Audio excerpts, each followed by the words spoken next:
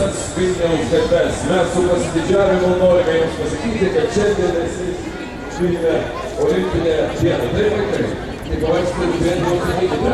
Bet šiandien visi geros valios žmonės žiūrėjome, ko gero, pačią masiškiausią per visą istoriją olimpinę dieną. Šiek tiek jums istorijos, kad jaustumėtės patogiai.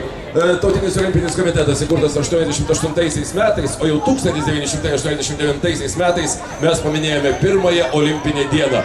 Ir štai dabar, 2014 mes ją ne tik, kad vis dar minime, bet ją mes minime taip trankiai ir priminame jums, kad kiekviena diena tai yra tarsi olimpinės žaidynės. Šiandien čia bus grandiozinė šventė katedros aikštėje.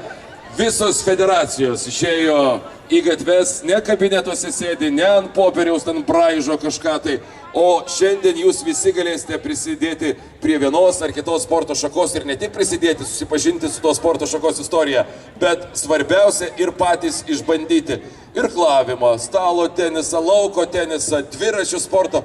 Dziudo galų gale, visko tiek daug ir aš tikiuosi, kad jūs viską spėsite aplankyti.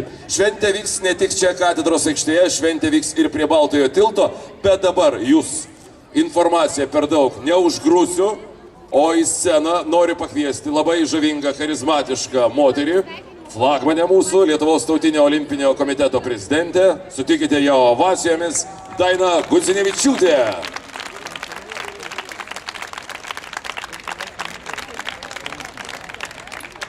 Kaip tikras sportininkė, spiriu žingsneliu. Daina, su švente visų pirma ir jūsų kreipimasis į tautą.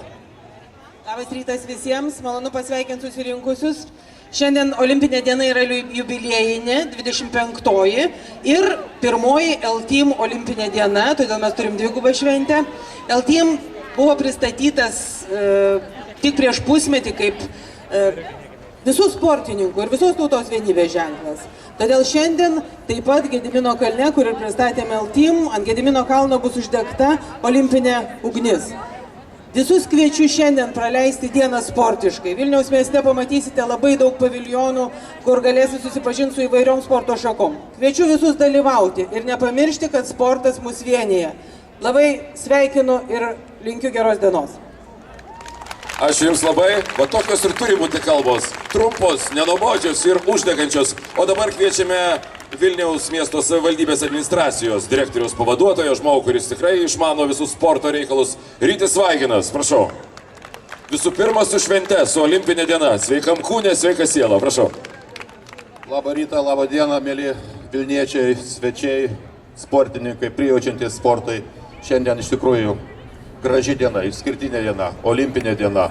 Ir labai džiaugiuosi ir dėkoju federacijom, klubams, olimpiniam komitetui, kad šitas renginys išaugo iš stadiono ribų, iš savo rėmų ir tapo viso miesto švente, persikėlė į katedros aikštę, persikėlė prie Baltojo tilto ir šitas renginys yra visiems vilniečiams, svečiams, kurie šiandien yra atvykę.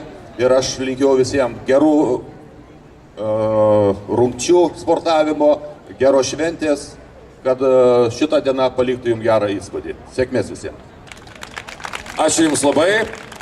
Paleidžiame Jūs į šventinį šurmulį, o mes pradedame mūsų programą. Aš tik tai dar kartą noriu priminti, kad žiūrėkite, ten fektuojasi, ten lauko teniso subtilybės. Kiekviena federacija Jūs priims į savo glėbį ir kiekviena Jūs ne tik supažindins su savo sporto šaka, bet ir leis išbandyti. O dabar labai gerbdamas šias jaunas damas ir džentelmenus, kurie čia tupi, bijodamas, kad jiem nenutirptų kojos, pristatau, kad pirmasis pasirodymas, kurį filmuos 80% čia esančių žmonių, tai yra tėvelių, fotografuos ir pasirodys pirmose laikraščių puslapiuose.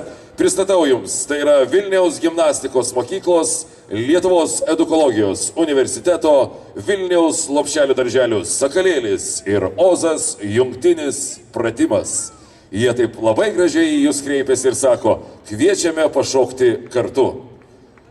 Už klaidas ir už triumfą atsakinga trenerė Virginija Juodviršė.